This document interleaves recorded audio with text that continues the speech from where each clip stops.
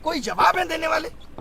और शिक्षकों को आपको पता होगा बस में बिठा के घुमाया जा रहा है, दिल्ली भ्रमण करा रहे हैं। सेंटर चेंज हुए इधर उधर हुए, उस पर क्या कहना है उनका? हाँ, उनका ये कहना है, हमने बोला कि आप 5 ये ले लो, तो बोले ऐसा कुछ नहीं है, हम सिटी तो 10 दिन पहले बता देते हैं। और पता अपना एग्जाम्पल क्या कह रहे बाबूजी, मैं जब पेपर देने जाता था 3 साल सीजीएल भी निकाला मैंने, तो मैं स्लीपर भी नहीं मिलती थी, धक्के खा के जाता था। तो उनका ये है कि बच्चे भी धक्के खा के जाएं, फिर काय का डिजिटल इंडिया, फिर तुम देश को आगे ले गए हो, तुम आज से वही हो रहा है। रिपीटेड क्वेश्चन थे और जो एआई वाले इन लोगों ने मुद्दा उठाया था कि एआई से पेपर हाँ, बनवा रहे हैं, उस पर उन्होंने बड़ा चलो जी कह रहे आपको पता है वर्जन पेपर दे रहे हैं हम, वर्जन पेपर है ये सब थे, एग्जैक्ट शब्द बता रहा हूँ। कैसे बोले वो अनटच है, उसको किसी ने टच नहीं किया है, क्वेश्चन को बिना टच किए बन गया। मैंने कहा एक पेपर में 5-5 सवाल गलत हो जाते हैं, बड़े ध्यान से सुनना।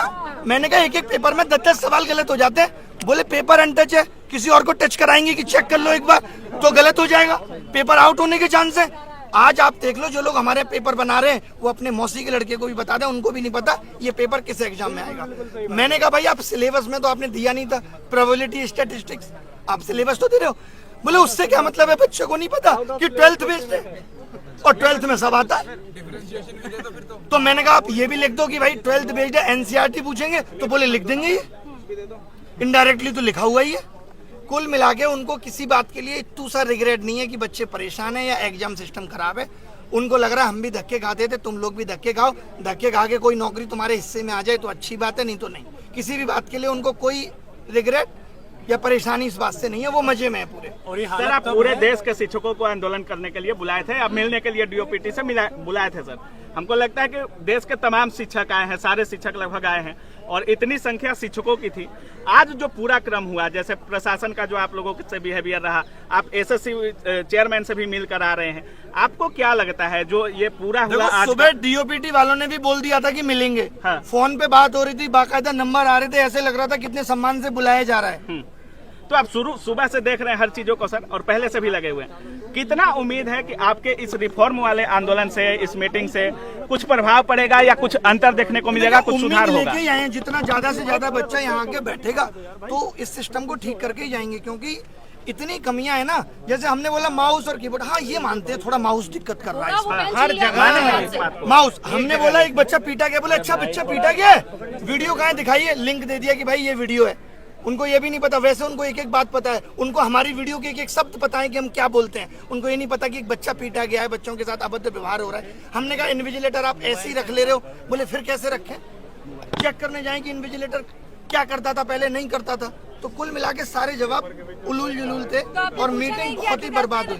जो फीस लेते हैं वो किस बात की लेते हैं अगर आप व्यवस्था ही नहीं करवा पा रहे हैं? फीस ले रहे हैं, गलत क्वेश्चन का पैसा ले रहे हैं, बस्ता रखने का पैसा ले रहे हैं। कह तो रहे हैं जो पैसा ले रहे हैं उससे रोडें बन रही है, आप तो देख ही रही हो। बच्चों की बेरोजगारी का रोड बनवाइए। एसएससी कमीशन को ये बोलना चाहिए कि गलत सवाल के आंसर का 100 रुपए आपकी रोड बनाने में लग रहा है। और सच में रोड भी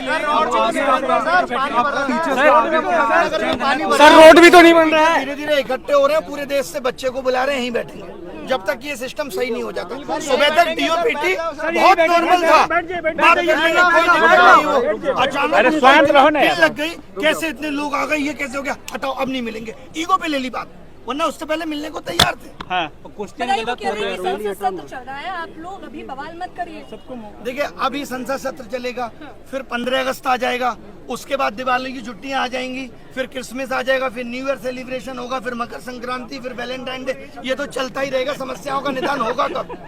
रोजगार का पानी उनका क्या होगा? ये सरकार की जिम्मेदारी नहीं है। सर जिनका लास्ट अटेम्प्ट है उनका क्या? लास्ट अटेम्प्ट पे मैंने पूछा कि आपके पास तो डीओपीटी से लेटर भी आ गया था, तो बोले उन्होंने यही तो कहा था कि इसको अग्रेसित करो, हमने कर दिया, रिजेक्ट कर दिया।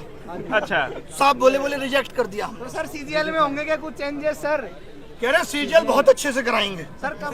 कैसे डेट भी तो देते सर, डेट भी तो देते। लगा तो उनकी बातों से पोस्टपोन होने वाली बात में शायद ना हो, लगा है। लेकिन उन्होंने एक बात और कही, जब आप शुरुआत में आप लोगों ने वीडियो देखा होगा, उन्होंने कहा आंदोलन करने की जगह जंतर मंतर है, तो आप लोग जंतर मंतर आइए वहाँ नहीं। हाँ मतलब ये कि आप जंतर मंतर पे जाके बैठो, अभी आप यहाँ ज्यादा बैठने लगोगे, इनको लगेगा यहाँ बहुत ज्यादा भीड़ हो गई, तो यहाँ भी ये कहने लगेंगे अब यहाँ भी मत बैठो। तो आदमी कहाँ बैठे? सोशल मीडिया की आवाज आप सुन नहीं रहे, तो कैसे भी तो आदमी अपनी आवाज पहुंचाएगा। सरकार इतनी बहरी कैसे हो सकती है? बच्चों के साथ जो अभद्रता की गई उसका क्या जवाब होगा?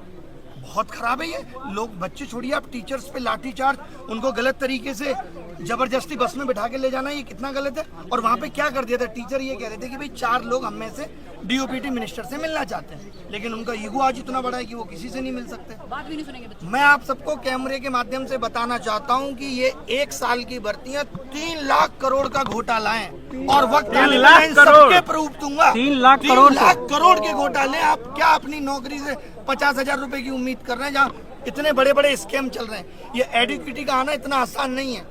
अच्छा, वो लोग शिक्षक का काम भी बता रहे हैं, वो कह रहे हैं आपका काम तो शिक्षा देना है, आप लोग आंदोलनकारी बन गए हैं। और जो बिना पढ़े लिखे नेता है वो शिक्षा पे पॉलिसी बना रहे हैं। ABCD नहीं आती है बाबूजी को, राजस्थान के शिक्षा मंत्री बन के बैठे हैं। हम इनको शिक्षा पॉलिसी बनाने दें, एजुकेशन पॉलिसी बनाने को इनको दे दें, और शिक्षक बता नहीं सकता कि आपके सिस्टम में खामियां क्या है। ये तो दोगलापन है। हाँ, अगर वो गलती ही स्वीकार नहीं करेंगे तो आप क्या करने वाले हैं? आप खुद देखिए, 5 साल पहले बोला CET लेंगे, तब तक मनसाएं ठीक थी। CET लेने का मतलब ही साफ साफ ये था कि भाई कॉमन एंट्रेंस टेस्ट होगा, बच्चा एक बार फॉर्म भरेगा। इनको लगा ये तो गलत हो रहा है, रेलवे अलग से 500 करोड़ कमा के दे रहा है। आपको पता होगा रेलवे में ही 500 रुपए फीस ले लेते हैं और कहते हैं 400 वापस करेंगे। कब वापस करेंगे ये नहीं पता है। 1 करोड़ लोगों की 400 रुपए फीस रख कर बैठे हैं। गलत सवाल पूछने पे 100 रुपए इसलिए लिए जाते हैं कि आप किसी सही सवाल को गलत ना बताएं, लेकिन अगर वो सवाल गलत ही है तो इनको 100 रुपए वो वापस करना चाहिए। एक बच्चे से 2,500 रुपए वसूल रहे हैं, तो इन्होंने कमाने का जरिया बना लिया। अभी 100 रुपए लिए जाते हैं, 100 रुपए, और एक पेपर में अब हो गया है कि 20 क्वेश्चन गलत, यानी 2,000 एक बच्चा देगा प्री में, और कम से कम 1,000 देगा मेंस में, 3,000 देगा एक बच्चा। इसमें तो संख्या बढ़ती जाएगी। अच्छा, बढ़ती, इसीलिए हर क्वेश्चन हर साल बढ़ रहे हैं। हमारे टाइम पे एक भी गलत नहीं आता था, फिर 2 गलत आए, फिर चस्का लग गया पैसे का, उससे रोड बन रही है। अच्छा सर, आप SSC चेयरमैन से मिले, कोई किसी और आयोग के चेयरमैन वगैरह से, जैसे आपका आंदोलन जो था या जो कह रहे थे डीओपीटी से मिलने का मतलब इतना ही था कि हमें आप पूरे एग्जाम सिस्टम पे बताओ। हाँ। खाली SSC में ही नहीं, आप बाकी के एग्जाम सिस्टम पे भी बात करो। कुल मिला के बात यह है कि सरकार या उनके आयोग इस वक्त विफल हो रहे हैं, क्योंकि जैसे जैसे एस्पिरेंट की संख्या बढ़ी, इन लोगों ने अपने सिस्टम को अपडेट नहीं किया। आज ये आधार ऑथेंटिकेशन के लिए एक अलग कंपनी का सहारा ले रहे हैं, एग्जाम कंडक्ट कराने के लिए एक अलग कंपनी का सहारा ले रहे हैं, उसमें जो सर्वर सपोर्ट लग रही है वो अलग कंपनी की लग रही है। आगे आने वाले वक्त में करप्शन होगा तो आप यही नहीं पता लगा पाएंगे कि किस कंपनी ने लीक किया। शुरू में जब आपने बोला कि हम माथा टेकेंगे गुरुद्वारा में, तो वहाँ जितने शिक्षक जा रहे थे वो उनका कहना था कि वहाँ खोज रहे हैं कि अभिनय शर्मा कौन है। मतलब वही गुरुद्वारा में माथा टेकना जितना मुश्किल हो गया है कि टीचर जाके 50-60 गुरुद्वारे में माथा नहीं टेक सकते, कोई बच्चा तो वहाँ था नहीं। आपको क्यों खोज रहे थे लोग? सर ने सबको एकजुट किया है, क्योंकि ये सबको पहली बार हुआ बुलाया है। और हमने आह्वान किया। एकजुट आपने किया। वही क्या कर लेंगे इससे, मुझे खोजने से क्या, मैं तो हर जगह अवेलेबल हूँ। डिटेन कर लिया गया, आप कैसे बच गए सर? बाल बांका कर ले, मैं तो कह के आया था। मैं कौन है वो जो भागता है? मिल्खा सिंह से तेज भागता हूँ मैं। अभिनय सर जी जिंदाबाद। ये मत करो प्लीज, मत करो। हम लोगों को शांति से यहाँ बैठना है, शांति से यहाँ बैठना है, जब तक बैठना है, जब तक मांगे नहीं मानी जाएंगी। और पूरे देश के युवा को बुलाना है। कमाल की बात यह है कि सब लोग आ जाए, चाहे वो रेलवे। 7 साल से शिक्षक भर्ती नहीं आई, बताओ। बेटा है देर की बातचीत में कहीं आपको लगा कि मतलब सर मोदी जी को ढीला करना है। मिला है?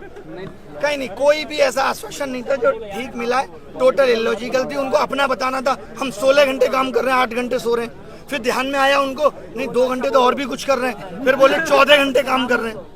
तो उन्होंने बस यही दिखाया हम बहुत काम कर रहे हैं बच्चों के लिए, हर एक बच्चे की समस्या को सुन रहे हैं, हर एक बच्चे की समस्या का निदान करने की कोशिश कर रहे हैं। कुल मिला के सरकार, एजेंसी और आयोग तीनों मिले हुए हैं और सबका एक ही उद्देश्य है, किस तरीके से युवाओं से पैसा वसूला जाए। अच्छा, आप देखो, आप पे ये आरोप भी लगा कि आप